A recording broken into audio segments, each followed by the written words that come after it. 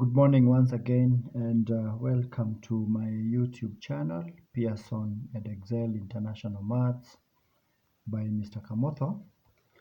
And today, I want us to introduce ourselves to the second topic of IGCSE and Excel International, IGCSE 9 to 1, of course, Students Book 2, and that topic is Algebra 6.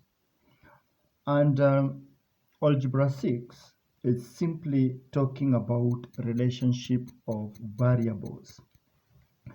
If you read under basic principles, you realize that we can use formulae to relate a variable and another variable. I'll tell you what variables are. But of course, when the quantities are related in an equation, then those quantities are variables unless there is a constant like pi or something like that. It is important to remember that in this topic you also need to recall the laws of indices. The laws of indices as illustrated on page 21. But of most important, I want us to introduce ourselves to what we may now call proportion. And we are told that if two quantities are related to each other, given enough information, it is possible to write a formula describing this relationship. Remember, there was a question in the last assignment, in topic 1 assignment, question number 1, and part B. It required you to write a formula relating C and, of course, another variable which was V, C and V. This is now the time to understand everything about what you're supposed to have done in that example or in that question. And let us just direct go to what we may start with today, direct proportion. Direct proportion. In direct proportion, sometimes some books will call it linear proportion. They will call it linear proportion. Of course, there are two quantities that will relate directly or in a linear way.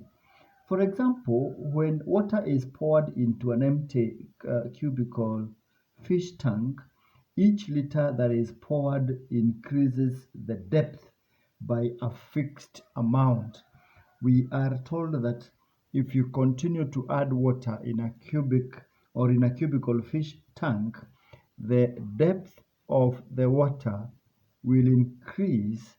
The depth of the water will increase as the volume itself increases. So when we have zero volume, of course we have zero depth. But as the volume increases, the depth of the water will continue increasing, and you can see that is how you can explain linear proportion or direct proportion. This is along the x-axis, and of course this is along the y-axis. A graph of depth against volume is a straight line which passes as a straight line graph that passes through the origin, showing a linear relationship. Now, I want us to go to page 22 and read a statement as I explained there. In this case, y is directly proportional to x. And if y is doubled for that matter, then x is also doubled. Now, if y is divided by 2, that is the same thing that will happen to x. And I want us to just look at the three statements that mean the same on page 22. This relationship can be expressed in any of these ways. Number 1, y is directly proportional to x. That is 1. We can also say y varies directly as x. We can also say y varies as x. All these three statements mean the same thing, that y varies directly with x. Y is directly proportional to x. As these statements have the same, they all have the same meaning.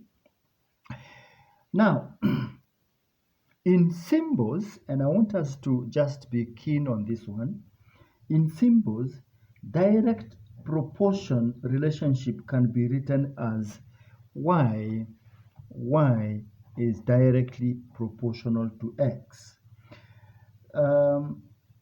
The symbol of proportionality, as I explained yesterday in class, can then be replaced by, this one is replaced by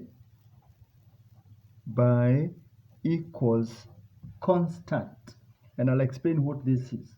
Equals and a constant of proportionality to give us a formula y is equals to kx,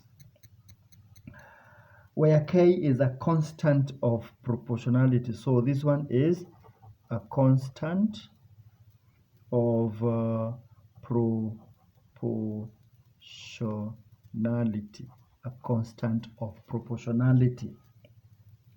The graph y is equals to kx is the equation of a straight line through the origin with the gradient k.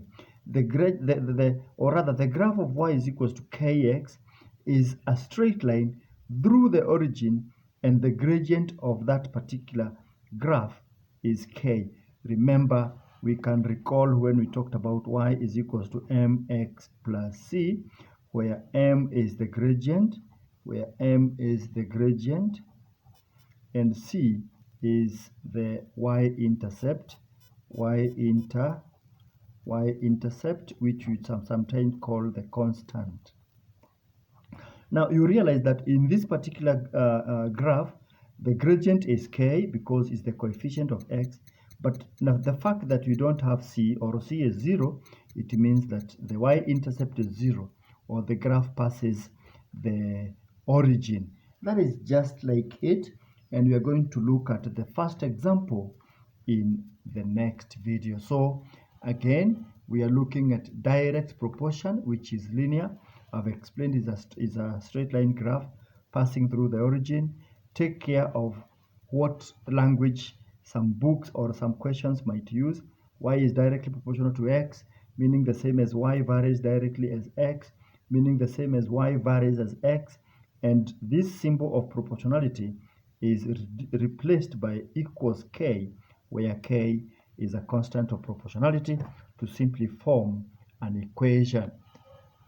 And this one is a graph of a straight line with k being the gradient, of course, and the graph passes through the origin since c is 0. Having said that, I think now we are ready to get to example 1 in the next video. All right?